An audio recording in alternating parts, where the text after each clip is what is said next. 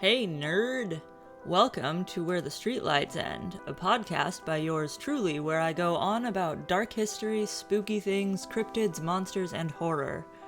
I'm a history student of Chippewa blood hailing from the Pacific Northwest, and I'm with you again to tell you about one of the most upsetting aspects of human society, insane asylums.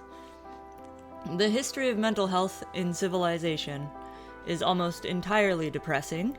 It shows how poorly we treat people who are different from us, how we use each other, abuse power, how we assert power and control over others just because we can, and how we treat people who are unable to advocate for themselves, like garbage. Get ready to have a bad time. Before I get into it, I want to remind you all that I do all of the work for this podcast all by my own damn self, and it's a lot of work, but I love it. If you'd like to help out and support this project, I've got links in the description that will send you to my Etsy store where I sell handmade witchy things, my Patreon where you can get regular updates on what I'm doing, personal updates, extra content. You can provide input and feel like you're a part of the team and hang out. Right now, I'm doing a special giveaway for people who join in the $5 or higher tiers, where if you stick around for 5 months, I'll send you a free item from my Etsy store of equal or greater monetary value than what you've contributed. A like, a sub, a comment, or a share also helps a whole lot for my little baby of a channel, and all of that's free, so I'll love you forever if you toss me one of those. Let's get into this terrible, terrible subject. So, one of the things that I fear the most is just going insane, right? Like totally losing my grip on reality and having no idea. Being none the wiser. For example, getting stuck in a delusion so deep that I'm acting in accordance with it, and from the outside, I'm just acting an absolute fool. That's terrifying. Then, I become at best a terrible burden to those around me, who feel obligated to take care of me, or at worst, I accidentally hurt or even murder someone thinking that they're a demon or something. Insanity is probably one of the scariest things ever, to me.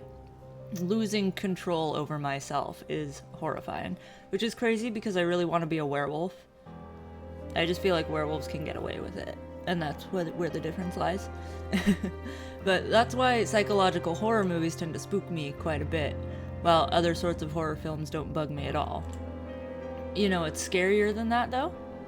Not being crazy at all and being put into an institution anyway. And what's scarier than that? When the institution is basically hell on earth like many of them were back in the day. Mental health care has never been great. There's always been serious social stigma surrounding madness or even just being kind of weird. In some cultures, the crazy ones have been respected and believed to be important parts of the community, but other cultures those cultures are not the common ones, unfortunately. The history of mental health care is pretty complicated. There's been a lot of back and forth where it gets better or gets worse, then gets worse or better again in general. Certain groups of people have been treated more fairly than others when it comes to mental health as well. This has led to some really disturbing insights into human behavior and some really messed up horror stories, both real and fictional. I'm going to tell you the history of mental health facilities, and then I'm going to tell you, I'm going to wonder why my microphone isn't very loud. Oh, I bet it has to do with this. No? No? That's not why? Why is my microphone not loud? We'll find out. I'll fix it later. Fuck it. We'll do it live. Fix it in post. I'm going to tell you the history of mental health facilities, and I'm going to talk to you about one of the most messed up psychiatric treatments that has existed, and talk about how popular it was despite being absolutely horrifying. And there's also a big aspect of this involves gender issues or sexism. So you get to hear about women and how the mental health care institutions have treated women. Early asylums were designed for the purpose of containing and restraining people who were held within the walls. The asylum and the almshouses began to appear in the 16th century with the mission to confine the mentally ill, the poor, the unemployed, the homeless, and separate them from the rest of society. We don't want to look at the ones that act weird. They're ugly. Most were institutionalized against their will and lived in windowless rooms and even chained to walls. The original motive for building facilities to house those deemed insane was to remove them from society, to make you not have to look at them. In large part, this meant that prominent families wanted their embarrassing family members taken out of the public eye. Uncle Billy acts weird. Let's put him in the hole so he doesn't embarrass us in front of everyone, type of thing. In the early 18th century, the creation of public and private hospitals was part of a mission to care for and treat individuals with severe symptoms of mental illness. Before the creation of asylums and similar facilities, people with mental health problems remained with their families, and people in the Americas were generally tolerant of how people acted weird, but there was a general agreement that something else should be done for people who were particularly violent or disruptive. These individuals were often restrained and contained by whatever means necessary. So on the East Coast, public and private hospitals created separate areas to house and care for the mentally ill. Private hospitals were funded by wealthy families, mostly, who would provide financial support in exchange for them having their loved ones cared for there. When the 1800s rolled around, more European beliefs concerning the care and treatment of the mentally ill became commonplace in the United States. This brought a major cultural and social shift in how people felt about people struggling with their brain shit. Europeans promoted the idea of moral treatment, which was presented as the cure for mental illness for those being treated in what they called asylums. The idea of moral treatment was that crazy people could recover and even be cured if treated with kindness and in a way that appealed to those parts of their brains that remained rational. Moral treatment was in opposition to the restraints, confinement, and isolation of patients, and it preferred that treatment be done in quiet, peaceful settings that could ease the mind. This should also include chances to follow hobbies and exercise, rewards for behaving well. And then when restraints and periods of isolation were used, it should be much gentler and for a much shorter period of time. I think that makes sense. I think that putting someone who's struggling with their mental health in a violent, uncomfortable, isolated situation only makes things worse. I feel like we understand that now. Some of us understand that now. Many of the fancier or private institutions would work to implement this model of moral treatment, but it wasn't fully embraced everywhere. Thomas Kirkbride, a medical superintendent, came up with something called the Kirkbride Plan. He named it after himself, because of course he did. For the way hospitals devoted to moral treatment should be organized, built, and structured. This plan included the rule that no asylum should house more than 250 patients at a time, and the property should include long hallways, sunlit areas, and places where they can get fresh air, right? In the 1840s, the census started working to catalog the insane, and by 1880 the U.S. had come up with 7 official categories of mental illnesses or diseases. These were mania, melancholia, monomania, paresis, dementia, dysomania, and epilepsy. Women were admitted for reasons outside the scope of these 7 official categories, but we'll get to that later. I think it's crazy that epileptics were added. I understand that it was probably a really complicated thing for people to figure out what epilepsy was. I bet seizures looked weird and scary. I know people thought that was demonic possession. I'm going to take a sip of my tea. I apologize in advance for any clicketing and clacketing. I tried to gulp quietly, at least. I'm sorry. I don't want it to get cold. My tea always gets cold. I forget about it. It's like one of the only times I've still remembered it while it was hot. Anyway, isn't that sucks that... Because epilepsy, you're not crazy, You don't act weird on a normal day. It's just you have a seizure now and then you get thrown in there. Don't like that. Okay. And in the early 1900s, there were ever increasing admissions, and there was serious overcrowding started to happen. So this was like 60 years later, when it got like super, super bad, the 1900s, funding was often cut for the facilities, which, when combined with the overcrowding and understaffing, led to truly awful conditions. During wartime, funding was especially thin. Many patients in psychiatric facilities across the country starved to death, and asylums became notorious for their poor conditions, abuse, and filth. And that is why there are so many ghost stories and horror stories about asylums, because they were truly like hell on earth. There's gonna be ghosts there if ghosts are a thing. Why wouldn't the misery itself would seep into the walls, you think? The Association of Medical Superintendents of American Institutions for the Insane was established in 1844. It was later renamed the APA. The AMA, the American Medical Association, was organized in 1847. The two organizations have been working in close proximity since their founding. In 1930, because of the serious overcrowding and major issues being brought up concerning psychiatric treatment facilities, the AMA appointed a committee to investigate the problems affecting the mental hospitals. A 2-year study was undertaken by appointed medical doctors which exposed the dire conditions within, including violent abuses of power by the staff, lack of adequate treatment, and severe lack of hygiene. The report on the study was suppressed, however. And I think one of the doctors who ran it, or was part of it, something Grimes, sorry I didn't put him in here, but if you want to look him up, you look up AMA study, mental health, asylums, Dr. Grimes, and you'll find stuff.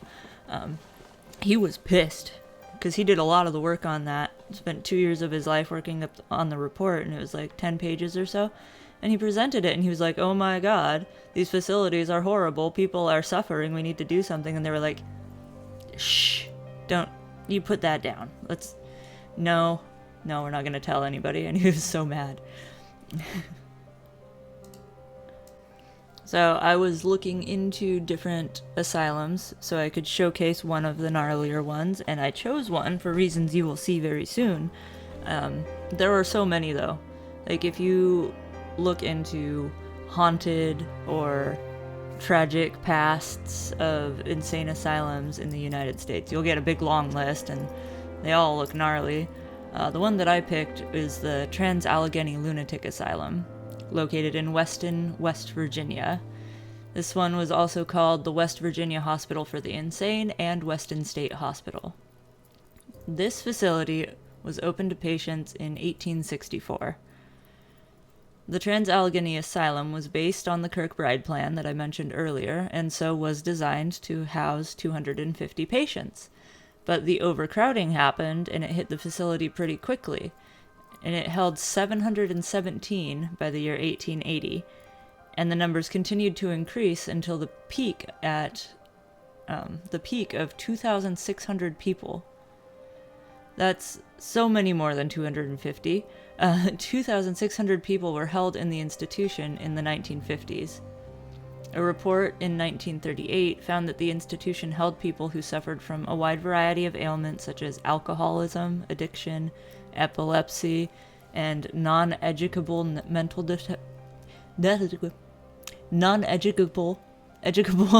defects, which means people with learning and developmental disabilities, which... Reports by the Charleston Gazette in 1949 showed that the asylum was overfull, had poor sanitation, insufficient lighting, and heat in a large portion of the complex. It just was not livable, and yet it was just full of people. The lack of sanitation and rampant filth, the lack of actual medical care due to the conditions and overcrowding, I'm sure there were other reasons as well, led to many deaths within the walls of this place. An official body count for the asylum isn't available at the moment, from what I could tell, but people are supposedly working on figuring out an accurate number. An historian who's an expert on the hospital named Titus Swan guesses that the number of deaths which occurred here is in or about 5 figures, which is tens of thousands. Tens of thousands of needless deaths probably took place in that hospital.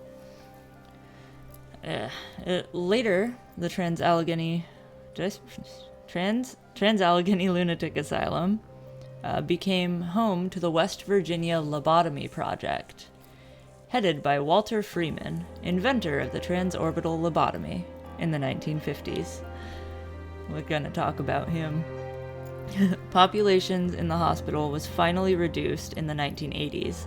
This was largely the result of the reforms in mental health care and the availability of more effective medications.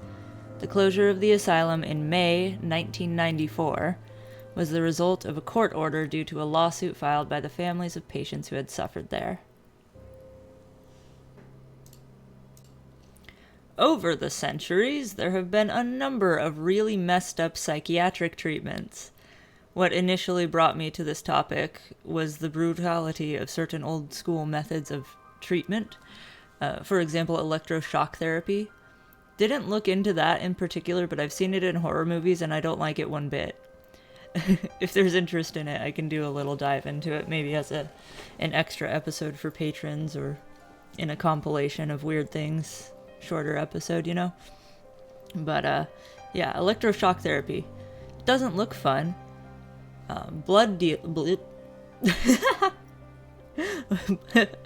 Bloodletting has been a big deal for a really long time. Bloodletting remained popular until the 1600s, and it's based on the humoral theory presented by Hippocrates. The idea of the humors theory is that the human body is full of 4 substances that influence every aspect of our health. The 4 humors are blood, yellow bile, black bile, and phlegm. Bloodletting was an attempt to cure someone of emotional and psychological troubles by draining the humors out of them, particularly blood.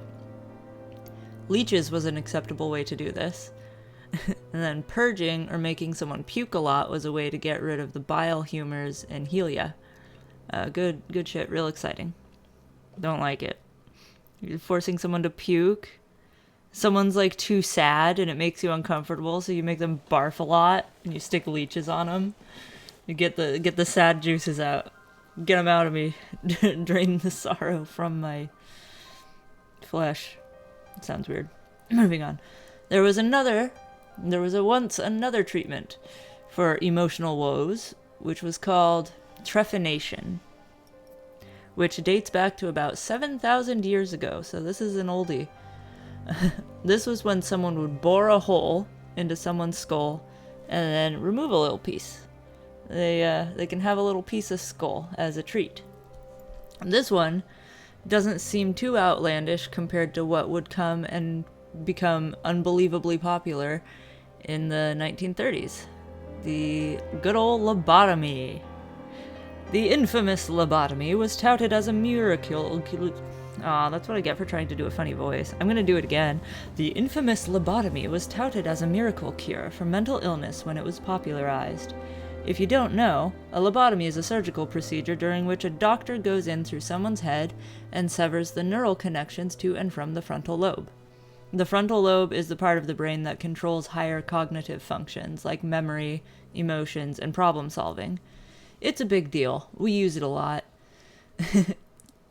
The early version of the lobotomy was done by drilling a hole in the skull and injecting ethanol into the brain to kill the nerves. I believe ethanol is closely related to, I think you drink it, you get fucked up.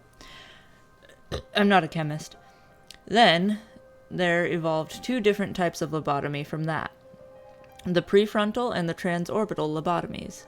The prefrontal is when a motherfucker drills holes in either side of the top of the skull and then uses a pick-like tool to manually cut the nerves between the frontal lobe and the other regions of the brain. Transorbital lobotomies are done by accessing the brain through the eye sockets rather than drilling through the skull. It's otherwise the same. I'm crying a little bit. The very notion of some asshole sticking shit up in my eyeballs and cutting my frontal lobe, I am not a fan. Ugh. Let's not do that. The lobotomy was originally invented by a Portuguese neurologist named Egas Moniz. I hope I spelt that right, otherwise. Moniz, in 1935. He performed the first prefrontal lobotomy in a Lisbon hospital in November of that year. The first lobotomy was performed in the United States the following year in 1936. Moniz believed that the source of psychosis, depression, and emotional distress was a physical malfunction in the brain, and that by severing the frontal lobe, it would prevent that malfunction or malformity from continuing to affect the patient. Sure. Kinda. Your brain can't do nothing if you don't let the brain do stuff. Walter Freeman, the guy who set up his lab at Transallegheny that I mentioned earlier, he's the one who came up with the transorbital lobotomy, which he began performing in the United States. Freeman boasted major success with his procedure and reported significant improvements in the patients who had undergone his treatment. The transorbital lobotomy became part of a mainstream psychiatry in 1940. The effects of this procedure were highly variable. It pretty much did something different to every person who got one. It was intended to reduce anxiety, agitation, and excess emotion. It was done on a lot of women, and you'll hear why later. It would essentially subdue and permanently tranquilize people a lot of the time. It worked for some patients. Others had the opposite response and went totally batshit. Many completely lost their ability to feel emotions or to concentrate. Many became catatonic, and others even died on the operating table. So, yeah, you never know what you're gonna get. It's like a box of chocolate. Lobotomies are like a box of chocolates. You never know what you're gonna get. Except chocolates taste good. And I don't think that lobotomies they're not as nice as candy. Lobotomies were widely done from the late 1930s until the early 1950s. About 60,000 were performed in the US and Europe during that time. The main reason that lobotomies stopped being performed regularly was that we developed antipsychotic and antidepressant drugs. The availability of these medications served to make anyone else that was being labeled as insane because they were inconvenient. Mentally, they were manageable. They were able to be sedated using Valium and things like that. I hope that made sense. I kind of lost my spot there and just kept talking. It was kind of weird. I hope it didn't sound weird. Anyway, the availability of medications made it so people who were crazy or people didn't like how they acted, they were too loud, they argued a lot, whatever reason they would have gotten a lobotomy for before, perfectly normal, serious reasons, they could now just be given prescription pills and they would shut the fuck up, right? They'd calm down, they'd get out of your face, they'd quit their whining. Unfortunately, the peak of lobotomizing coincided with a period of high rates of institutionalization for questionable reasons. Based on what I can find, lobotomies are still technically legal in the US, but different states have different regulations and such in regard to these things. Perhaps the most famous Perhaps the most famous example of a needless lobotomy gone wrong is the case of Rosemary Kennedy, President John F. Kennedy's sister. She was born September 13th. Hey, I have a cousin whose birthday is that. Anyway, September 13th, 1918. While she was coming out of her mother, the story goes, there was a flu outbreak that overburdened the hospital, and Mom was instructed to keep her legs closed and try to hold off on the birth. If you could believe it. This, it is claimed, resulted in a lack of oxygen for Rosemary in her early moments on Earth. Her parents were concerned while she was young because she wasn't hitting developmental milestones when they expected her to. Oh no. It was believed among her family that she had a developmental disability, and she was sent to a boarding school for people with such struggles when she was 11 years old. According to her family, she had been becoming increasingly irritable and difficult throughout her young adult years. When she was 23 years old, Rosemary's father signed her up for a lobotomy to fix her erratic behavior. The procedure was performed by James W. Watts and Sir Walter Freeman himself. That fucking guy. After the lobotomy, Rosemary was permanently incapacitated. She was unable to speak clearly or care for herself. She spent her life as pretty much a vegetable. Can you say that? Is that still an acceptable word that expresses, like, is there a different word that I should use to refer to someone who's, like, catatonic? But I feel like it's kind of a strong word. It sounds like it could be offensive, but I don't really know for sure. Like a vegetative state, I mean, I don't know. Let me know if that's still an acceptable term, and if it's not, I'll never use it again. Or if it's still good, then I feel like we should think about it. It sounds aggressive. Anyway, she was in a vegetative state, essentially catatonic, until she died in 2005 at age 86. An entire life taken away, but still forced to live through it, right? She couldn't do anything. She had to just sit there for years, decades, a long, old, decent age, 86. Spent the whole dang time just sitting there. It's rough. So, speaking of, here's a fun part, is what I'm trying to build up to here. Rosemary Kennedy is an example of a woman who suffered from the unjust laws and social standards that existed surrounding mental health and gender in the U.S. I know a lot of my followers are male.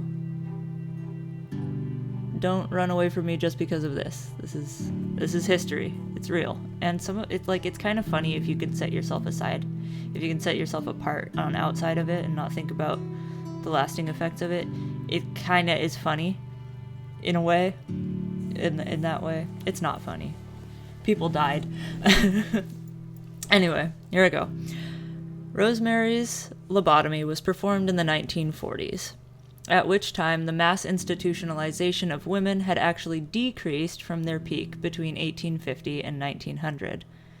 Throughout the history of mental health care in the U.S., women have been placed in mental institutions for behaving in ways that men simply didn't see as appropriate. Women in the period of 1850 to 1900 in particular had little to no legally ensured rights, including rights to make decisions about their own health, mental or otherwise. Luckily, many of the symptoms that women were experiencing, which would have them institutionalized in the past, would no longer make anyone eligible to be admitted to a facility today. At all. They're honestly symptoms that everyone experiences, regardless of gender. Most of them.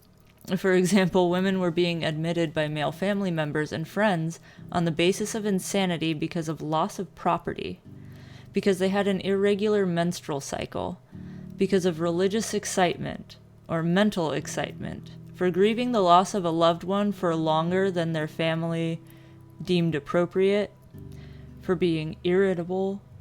There existed a very vague diagnosis called hysteria, which could be used to explain literally anything wrong with a woman. Fatigue was hysteria. Being anxious was hysteria. Having a fondness of writing. Being nauseous. Not wanting to cook. Were all hysteria if someone said it was, right? Hysteria was the diagnosis made up to explain behaviors in women that men didn't like. In the 18th and 19th centuries, female hysteria was one of the most commonly diagnosed disorders. Hysteria as a concept is a result of Hippocrates and Plato back in ancient Greece thinking that women acted weird because their uteruses were wandering around in their body. Men really shouldn't philosophize about women's bodies. They're clearly not capable of it. I'm sorry. If you think my uterus is just floating around, just don't talk about it anymore. Myths about menstruation and women's reproductive systems has led women to being embodied as the weaker sex in every male-dominated society. The weaker sex both physically and mentally. These myths and weird beliefs by men who run things led to the psychiatric community agreeing that there was a direct and causal connection between women's reproductive systems and insanity.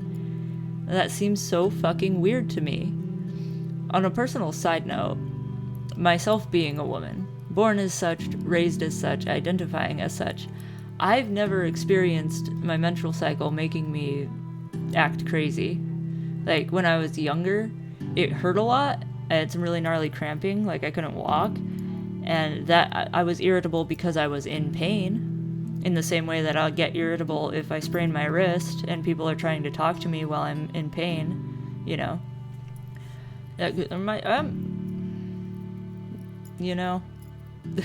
I honestly think that there is a possibility that at least part of the concept of PMS, or women being out of their minds when they're menstruating, is a weird conspiracy, because like that could just be an excuse to dismiss women's complaints. Like, if she's upset about something, you could be like, well, you're on your period, so obviously you're being hyper emotional. It could also be a placebo effect, like women get that way because they're told they're supposed to be that way. Like, they're warned before they menstruate or when they start that when they're on their period, you're gonna get really emotional, so you gotta be careful you don't act crazy. And then in their head, they're like, oh, I'm having my period, I need to act crazy because that's what's gonna happen. I'm gonna act crazy, and then it happens. I am not a medical doctor. I am just thinking. It would make sense if it was a long, like, 1,000-year-old conspiracy. It would, because I have never experienced a single issue where my emotions were weird because I was bleeding. I do have friends that do have experiences like that, though. So, the endocrine system, that the part of your body that processes hormones, that is really complicated. I don't know enough about that to speak on it, but it's possible that hormones, like, they do a lot of things to people. Hormones affect, like, almost every bodily function to some degree. So, okay, there's probably something to it. But these guys were making it up. They're talking about their uterus moving around. That's different. Elizabeth Packard is one example of a woman done dirty by this ridiculous notion within Western society. Elizabeth Packard was a mother of 6 children who worked as a teacher in Illinois. She was deemed insane because of religious excitement. Here I get to explain to you what that form of insanity was. She was deemed insane due to religious excitement and committed to a mental health institution because she didn't agree with her husband's religious beliefs. He was a pastor, so he was right, and her interpretation of religious texts being different from his was unacceptable. So he had her forcibly committed. In 1860, her husband had her thrown into the Illinois Hospital for the Insane, where she spent 3 years despite being of sound mind. In 1863, she was deemed incurably insane and released to make space for new, curable patients. She went home and her husband kept her imprisoned there. In 1864, she took him to court, and it went to trial because of how she had been treated, and the jury found her to be perfectly sane. Packard then dedicated her life to helping fight for the rights of married women and people within the mental health system. Labeling a woman as insane was done very lightly, and pretty much any man in her social circle was able to have a woman diagnosed and committed.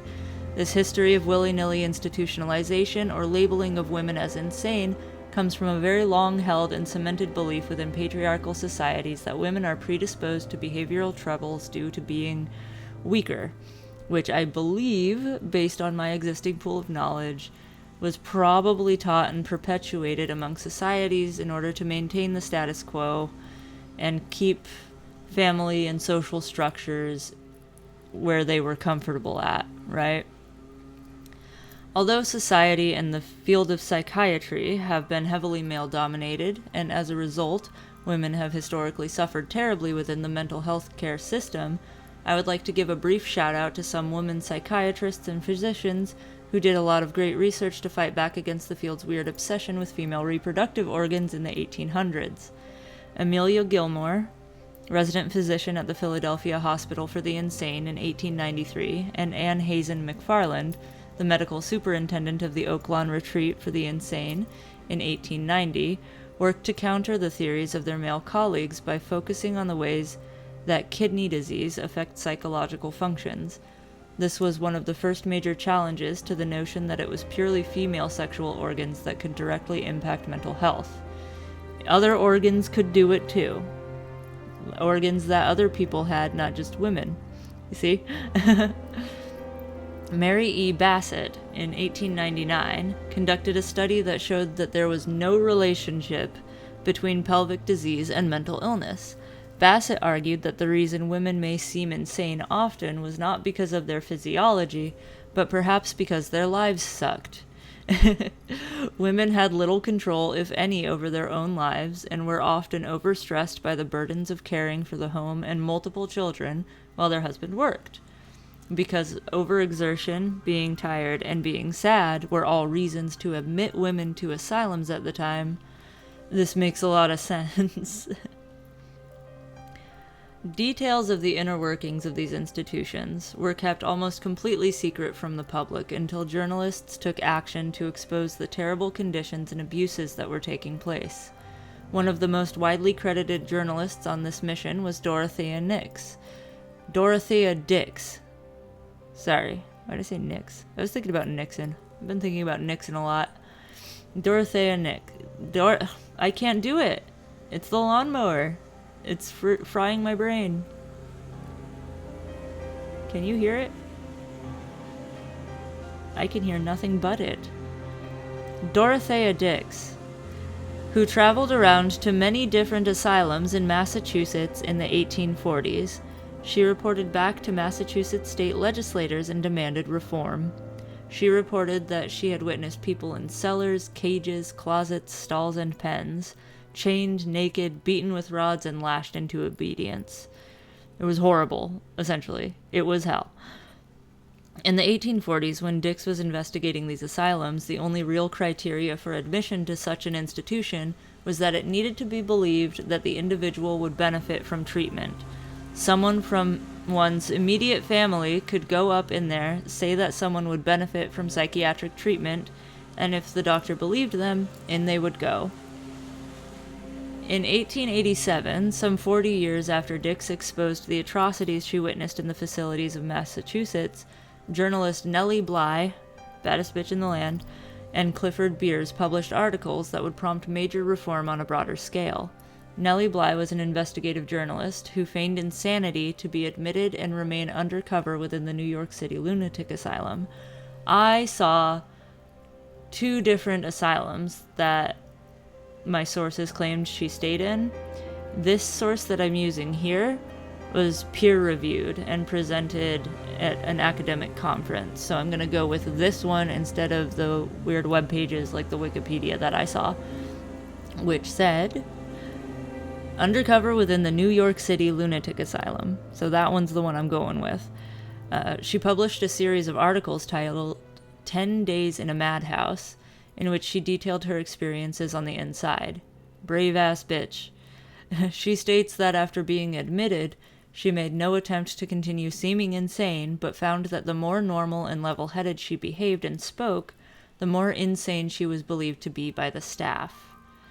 Her work became a nationwide expose on the mental health care system and led to a grand jury investigation. The investigation led to the funding of nearly $1 million to go toward the Department of Public Charities and Corrections to work toward reforming the criteria for admittance to these asylums. The hope was that this would prevent people from being institutionalized willy-nilly and with little or no basis to indicate that they were indeed actually insane. Side note, Nellie Bly was really awesome for doing this, and also because of her record-breaking trip when she made it around the world in 72 days. I must have heard about that before, but I did not recognize her name. These journalists were instrumental to the reforms of the 1940s and 1950s. Throughout the history of psychiatric and mental health treatment in the United States, the field has undergone 4 cycles of reform recognized by the National Institute of Health. The first 3 were based on the belief that treating mental disorders early would reduce chronic impairment, by which I mean they believed that noticing and acting early when someone was displaying symptoms of mental health struggles would help prevent those issues from becoming a lifelong problem or a debilitating one, which kind of explains why it was so easy to get people put into asylums like right away over basically nothing. because the idea was, oh, there are signs? Let's catch it now. Let's fix this bitch, right? Ooh, that's neat. You like that? I like that. These stages of reform are referred to as the moral treatment era. I told you about that before, which occurred between the early 1800s and 1890, which featured the freestanding asylums rather than keeping patients in designated sections of prisons or hospitals like before in the US, or having the mental health stuff go on in facilities with other services being provided, right? Then the mental hygiene movement was the next one from 1890 until World War II, and it created psychiatric hospitals and clinics rather than just throwing people into those asylums. The third stage of reforms was the community mental health reform period from World War II to the late 1970s. The community reform period introduced community health centers. While each of those steps forward in psychiatric care were worthwhile, none of them actually succeeded in the goal of preventing disability or chronic issues through early treatment. The fourth cycle, which we're in now, is the community support reform era, which started in the late 1970s. We've now shifted focus to caring for those who are already experiencing disability and using community and natural support systems. It's embraced a broader social welfare framework, and it's a whole hell of a lot better than what was going on 100 years ago. Still could use some fixing. Brains and our relationship to our community and society seems to be one of those issues that humans have never quite been able to figure out. But now patients are allowed certain irrevocable rights, at least, even when involuntarily institutionalized. Now, I know very well that people are still treated very poorly in mental health facilities. I know people who have been in them and people who have worked in them, and every single person I know with any kind of relationship to mental health facilities has them some horror stories, right? The progress we've seen is better than nothing, but it ain't really good enough yet, in my opinion. I don't even really have time to get into the social stigmas surrounding mental health. That could be a separate episode. I could talk about how different cultures have treated their neurodiverse members of their community throughout history. That would be a fun one. Anyway, that's asylums. All of that because I saw a TikTok talking about how the lobotomy was used like regularly, and I was like, was it really that common? Because I see it on TV and in horror movies and stuff like that, and I've read about it a little bit here and there, but I didn't realize it was that big of a deal. I thought it was like too intense and too aggressive and like really not necessary most of the time, so I thought it was kind of experimental and they would do it when people were like really violent and crazy to just shut them down. And at that point, like why do that? Do literally anything else? It was for science. I bet it was for science, because if they took people from loony bins, as we used to call them, if they took people from the loony bin that were already like discarded, the trash people, the ones tossed out, hidden away, no one wanted them, their family, their fucking loved ones are the ones who signed them up to put them in there, right? So no one's gonna care, right? Who would care? Who's gonna know? Who could know? And then that's like a free experiment, so they could get their science done. Science cannot move forward without heaps of bodies. I bet it was a big part of it. And it seemed like that Walter Freeman guy really thought that he had a miracle cure. Or that's what he said, but I don't believe that it's possible that he truly believed it was a miracle cure and the best thing ever, when so many of the patients had like really terrible responses to it or even died. You gotta be a smart man to get to that point in your life, so like you can't be dumb enough to think, oh, this is great, it kills people, right? Unless you like that. Some people like that. I'm not a fan. Yeah, hopefully I didn't spend too much time on the... Oh, there's a side note. So while I was researching this, I got really frustrated because everything was talking about how the institutions were overcrowded, and that's why they were so terrible. the conditions were terrible, no one was being treated properly, they were understaffed, everything, blah, blah, blah. And it was because of overcrowding. And I was like, okay, I can pick up from the research, basically a lot of what I told you here. People were being admitted for no reason, for next to no reason, because they had a developmental disability, because they had epilepsy, because that boy don't act right, or because my wife is being like really bitchy lately and I think she's crazy, you know? So obviously, if people can be institutionalized for little things like that, it's gonna fill up. And I don't know why they didn't have any regulations on, like, sorry, we're full, we can't take any more. It's because they just didn't know what else to do with them, and they just implicitly believed that these people were potentially dangerous. I don't know. But I was trying to figure out why the overcrowding, aside from that, you know? If it was just that, there had to be more to it. And I was looking into it, and like a big deal was around World War II, and just before, a lot of government funding was cut to instead go to the military. And so funding was cut for elderly homes, or whatever they called them back then, where old people went when the family couldn't take care of them. Or there was that section of the hospitals and stuff like that. So wherever the old people were going before, it was too expensive and it wasn't getting funded.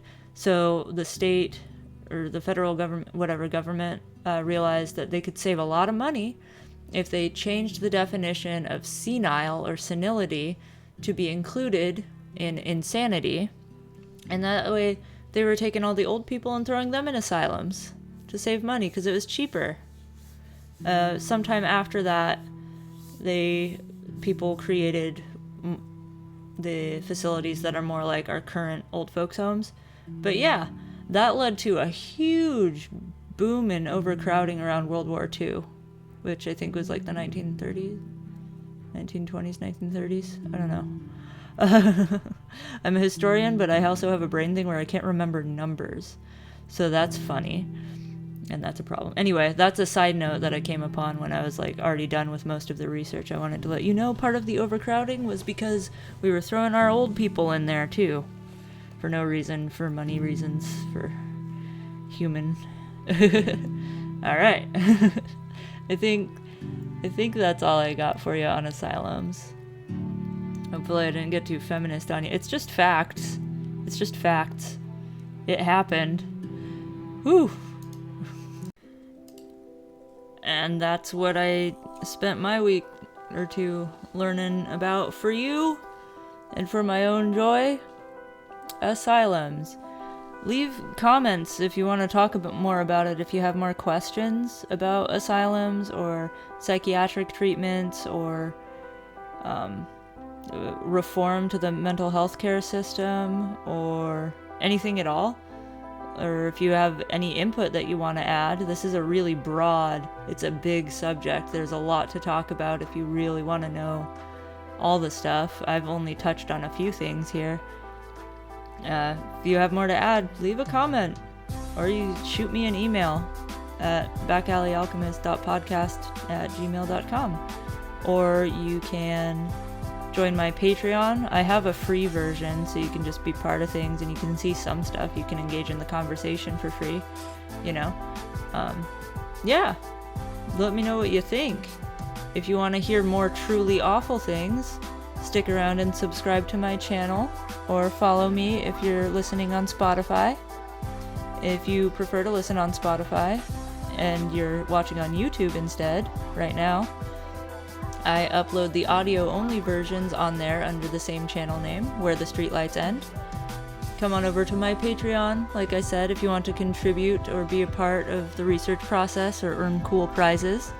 Shoot me an email if you've got suggestions on topics to cover, or if you're an expert on something that you'd like to work on with me. I would like to do some more collaborations. I'd like to have a guest host. Sometimes it feels weird just sitting here talking to my computer you know? If nothing else, like, comment, subscribe, and tell your spooky or nerdy friends about me. I love you. One thing before I go. I want to show you, and I apologize for any audio listeners, because you're not going to be able to see what I'm doing, but for the video watchers, these are called power rods, and I make them out of copper and I wrap them, and that's a quartz at the end, and these are feathers from animals that were taken humanely. But these things are cool as hell. Ow. You're not supposed to spin them, they're for magic doing. But these are a big deal in my family, and I have 5 of them in black, green, and red. Big old crystals and different charms on them. They're for sale on my Etsy shop, or if you are a patron, you can get one for cheaper than that. If you like them, I figure I may as well, since I have an Etsy shop too, I may as well promote that while I'm here. The Etsy shop I'll link it below, of course, but it's etsy.com/alleyalchemycrafts. And I'm just gonna plug myself because no one else will. Ew, plug. No, go home.